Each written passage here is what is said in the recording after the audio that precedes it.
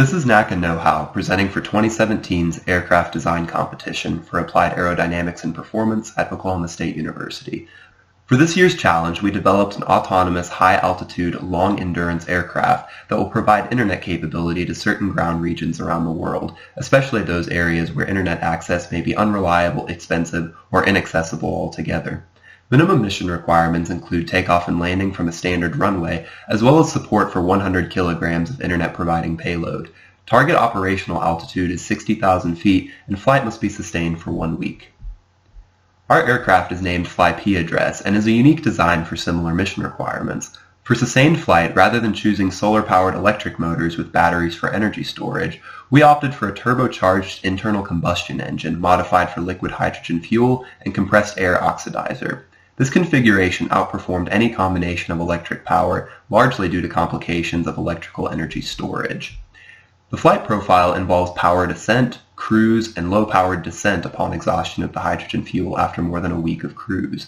Extended mission duration allows for increased flexibility in the event of poor weather conditions, mission profile adjustments, and additional needed internet provision. FlyP Address is completely autonomous and requires little to no communication with ground stations. Only in the event of an altered mission profile would FlyP Address need to interact with ground control. The drive for extended flight time is the intention to provide internet to regions of the world that currently lack reliable high-speed internet. From the air, an established network of these autonomous, ultra-efficient aircraft will provide ample internet coverage to remote areas in developing countries.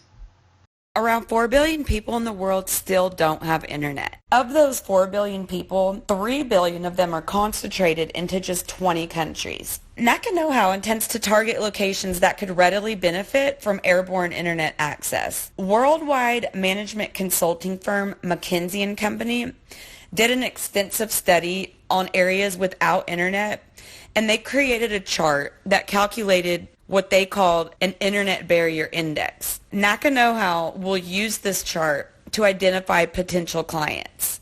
So here's the Internet Barrier Index chart, and as you can see, the first column is incentives, the second column is low income and affordability, the next one is user capability, and then the fourth one is infrastructure. The last column is where the Internet Barrier Index score comes from. NACA Know-How intends to use countries between about 50 and 70 because those are the areas that have the infrastructure and could benefit the most from our product. Here we have the final rendering of our aircraft, FlyP Address. And just a quick overview of our aircraft, the gross takeoff weight is right around 7,000 pounds with a span of 120 feet and a length from front to back of 60 feet.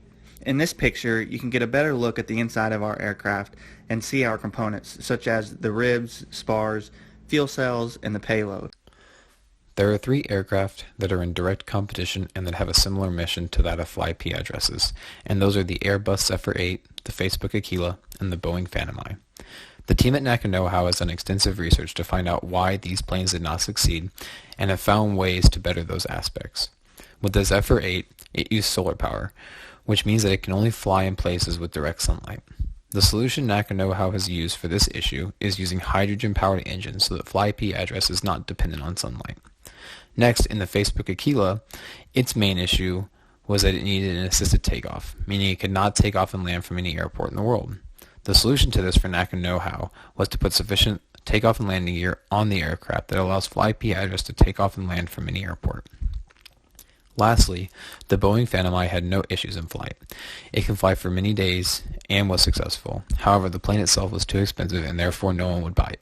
After doing a cost calculation, NACA Know-How has found that FlyP Address will cost $21.3 million compared to Boeing's $55 million.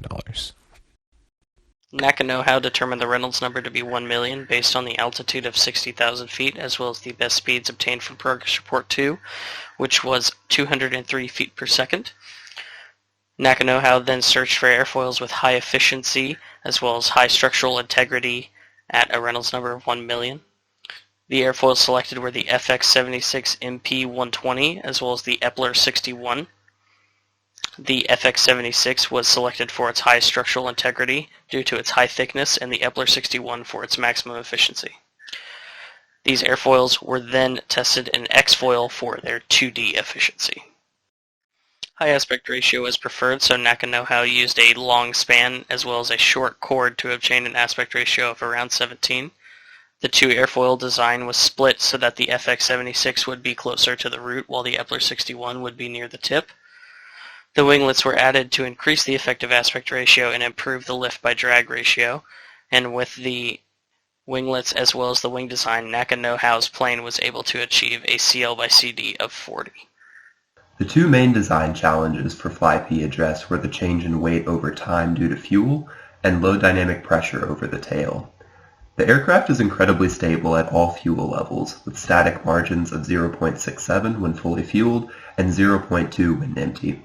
Due to the high static margins, a non-lifting tail is necessary for this aircraft. The horizontal stabilizer with cambered airfoils has an area of 300 square feet, providing enough area to facilitate stability at high altitudes. This stabilizer ensures a large amount of control for takeoff, landing, and other maneuvers. The vertical stabilizer has a large 105 square foot area to provide enough area for stability given the short fuselage. The vertical stabilizer is not much of a concern at high altitude where it would produce a little drag. FlyP address's main source of propulsion comes from its two 2.3-liter engines. Each engine is supercharged to force more air into the engine and is modified so that it can run off the hydrogen gas. The power provided by the engine at max is 300 horsepower. To generate thrust, though, they're going to require three 60-inch by 12-inch propellers on each engine. They're going to create a total of 812 pounds of thrust. Since these engines are modified car engines, they're going to require batteries, alternators, insulation, and an exhaust system. The hydrogen gas, which was chosen because of its low density and its high engine content, is going to be stored in two 8-foot diameter spherical tanks. This gives us a total of 4,000 gallons of usable fuel. These tanks are going to be made out of carbon fiber, making them both lightweight and strong. With the fuels being cryogenic, there's also going to be a significant amount of insulation that surrounds these tanks. After the takeoff, it takes about 52 minutes to reach target altitude of 60,000 feet. And at cruise velocity around 200 feet per second, FlyP address can sustain flight for over 330 hours and fly over 100,000 nautical miles. The structures team was given the difficult task of creating a plane that has the strength to withstand flight while minimizing weight as much as possible. Many different materials were considered, including aluminum, carbon fiber, Kevlar, foam, fiberglass, and aircraft fabric to accomplish this goal. High strength-to-weight ratio materials were given priority in the selection process due to a need to minimize weight in order to meet mission goals. Ultimately, the structures team settled on carbon fiber, Kevlar with epoxy, and Oratex aircraft fabric as the final materials. The load factor of FlyP address was calculated to be 1.5 by the spreadsheet Dr. Jacob provided. The structures team also noted the loading on the fuselage and ring would be relatively high, so a strong internal skeleton made of carbon fiber reinforced polymer and Kevlar with epoxy was developed to compensate. For the final design, the structures team decided to go with a skin made of Oratex aircraft fabric, which is a thin and lightweight material. It isn't load-bearing, however, so the forces will all be transferred directly to a rib system supported by a series of spars and backbones throughout FlyP address. These are the main structural components that will take the loading. Here is a breakdown of all the component weights on the aircraft. The estimates for the structural components were made by approximating spars, ribs, and surface areas as basic trigonometric shapes such as hollow cylinders, rectangles, and so forth. An attempt was made to overestimate the weight slightly in approximations such as to provide a worst-case scenario for us. The three main things that were considered when choosing the type of landing gear for the FlyP address were the configuration, the attachment, and then the in-flight position. For the configuration, a tricycle design was chosen because of the large wingspan. Without wheels on each side of the fuselage, the FlyP address would just tip over and wing damage would occur while it was grounded. For the attachment of the landing gear, the fuselage was chosen. With the high wing configuration, attaching landing gear to the wing is not very practical. This chart was extremely helpful in guiding us into whether or not we wanted to use fixed, non-retractable landing gear or retractable landing gear.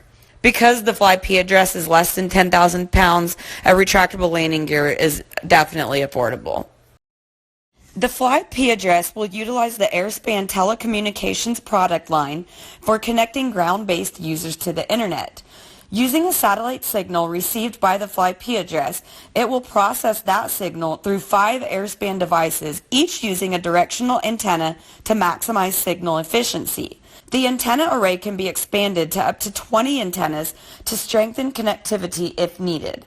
The airspan devices utilize only 2 horsepower, so their small carbon footprint and energy efficiency make them ideal for providing the FlyP address's users a flexible selection of connectivity choices from basic 802.11x Wi-Fi to 4G LTE. Here we have a block diagram of our avionics. This illustrates how each electrical component is connected on board, as well as how the aircraft and the 4G LTE payload will communicate with the ground control station, satellites, and other nearby planes. Two of the most critical components on board are the autopilot computer and the ADS-B system. The autopilot will allow for autonomous flight and be the main connecting point for all other electronics on the aircraft.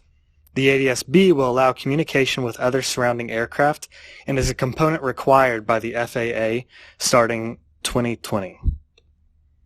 For our satellite communications, we chose the Gilat's Black Ray Parabolic, a similar antenna as used on the General Atomics MQ-1 Predator. This system has a 20 megabytes per second data transfer rate and allows for aircraft communication with the ground control station. The bottom left image shows a simulation of how the antenna will rotate 360 degrees, thus giving us a strong connection with overhead satellites. Thank you for viewing our presentation. This is NACA Know How signing off, and go Pokes.